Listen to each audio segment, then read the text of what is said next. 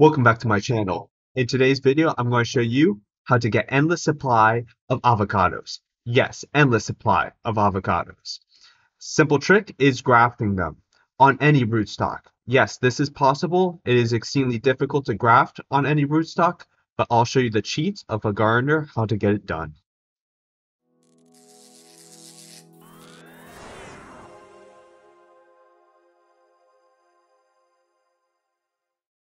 Hello, welcome back to my channel. Today's video, I'm going to be showing you how to get endless avocados. It is possible, although they're harvested once a year, you can preserve them as guacamole throughout the rest of the year. That's the best way of having fresh avocados free all year round.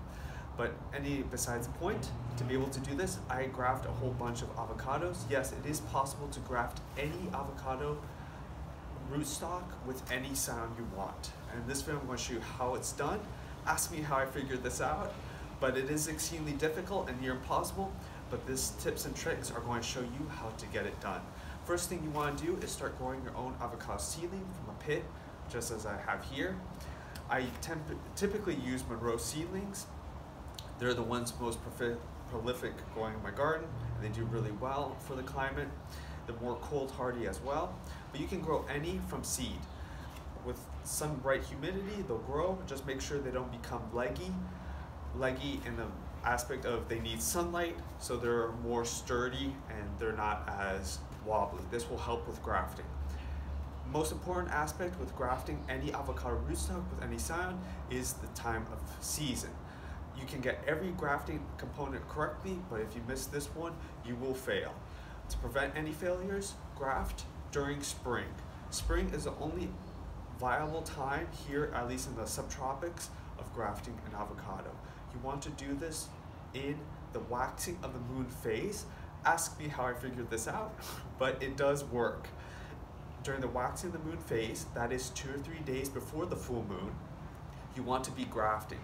This, you'll tend to notice that during this 2 or 3 days, the environment will be drier, the plants will pull up more water from the roots up, and new shoots will be forming on a bunch of trees. You'll start noticing this in your garden. This is the optimal time to graft. You could try grafting this not only in March.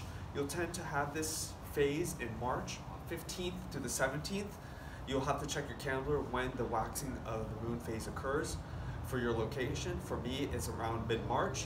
The second option is also in April during that phase of waxing the moon, but I would try to avoid this as we approach too close to summer here. For grafting, it's important to know that if you wait till fall to graft, you might risk winter cold front or a cold snap coming in, and that'll result in a failure of the Scion to attach with the rootstock. There won't be enough sap to form a good union. Also, if you wait towards late spring to even graft, you risk the high humidities and heavy rains and downpours, which will cause molding and disease and infection between the Scion and the rootstocks, resulting in a failure. So you'll see the success rate falls drastically throughout summer. The only window best for any rootstock is during spring. March 15th, mid-March, waxing the moon phase. Extremely important. Here I'm going to show you how the tips and tricks I use to graft any rootstock with any avocado Scion wood. Begin by sterilizing your equipment with some rubbing alcohol.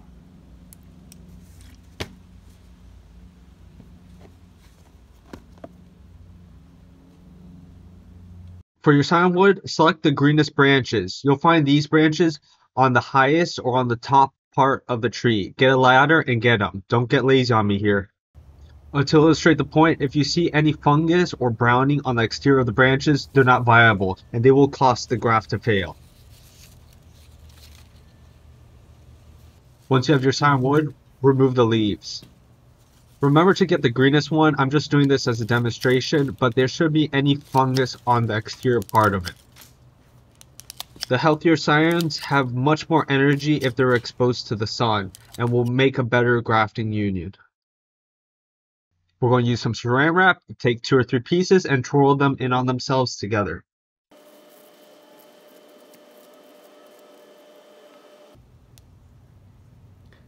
Next, we take our Scion and measure the width of our Scion to the rootstock to see where it fits perfectly.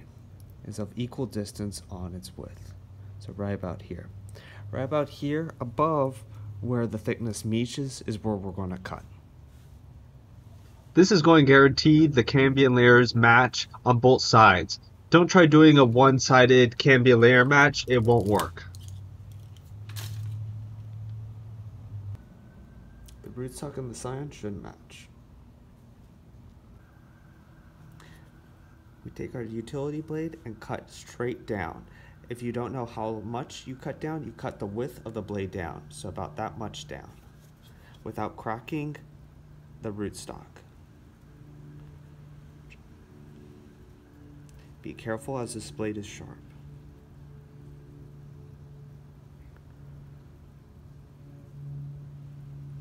I do simple rocking motions as not to slide or break any more vascular tissue.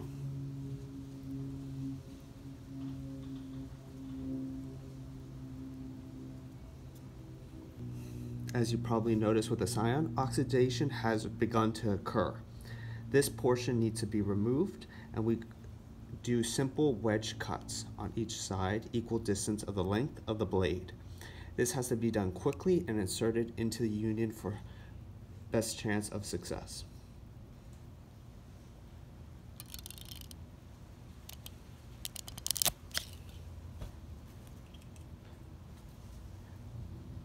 Don't saw it through, just do one clean cut through.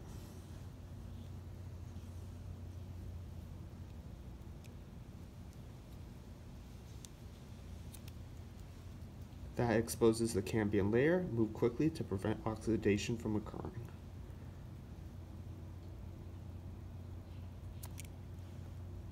As you can see, the wedge is way too thick here. I need to go again and make the wedge much more sharper.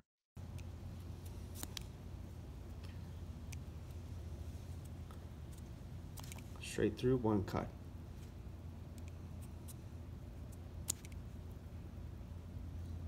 The cambium layer, as you can see in this case, was damaged, so I'm probably going to need to cut again and redo it.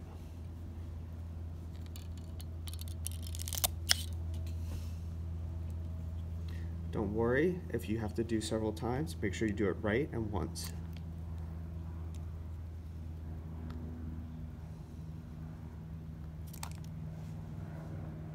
That looks about right. We insert it into our graft piece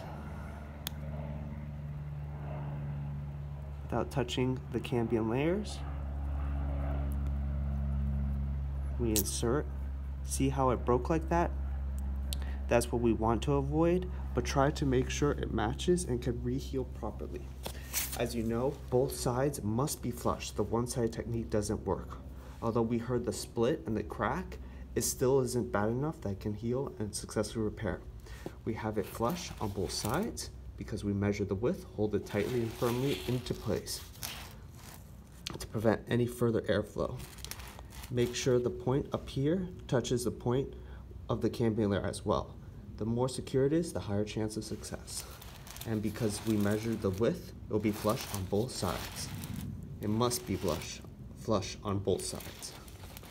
The sharper the wedge, the more flush the union will be and the less oxidation will occur. Taking our saran wrap, we just put the wide end first, pinching it in place still, and holding it tightly. We move our way up, securing the top portion of the Scion, and we work our way back down.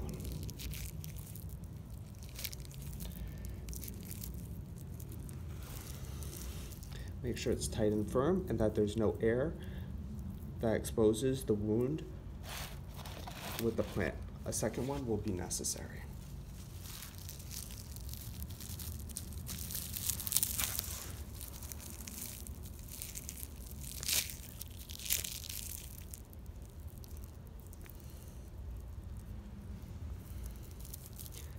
You can just twirl the ends to hold the saran wrap in place.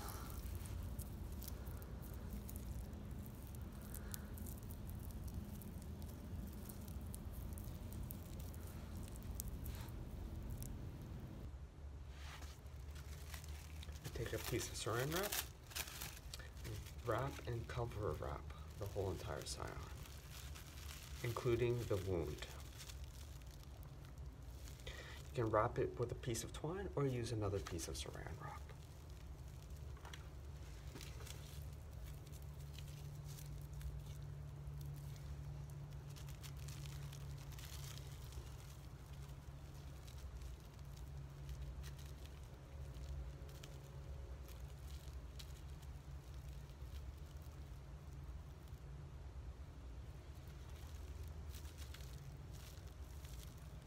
Keep the Scion in a nice shaded area that receives indirect sunlight for at least 2 to 3 weeks.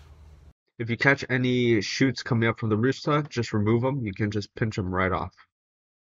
After a month, you should see the buds swelling and push out new growth.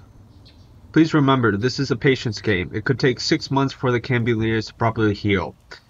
In the next video, I'll show you how many I've grafted and how many avocado trees I actually have. And you'll be well on your way to having endless avocados. I hope you enjoyed this video and that this video was informative and you can have the confidence to start your own avocado orchard. See you on the next one. Peace.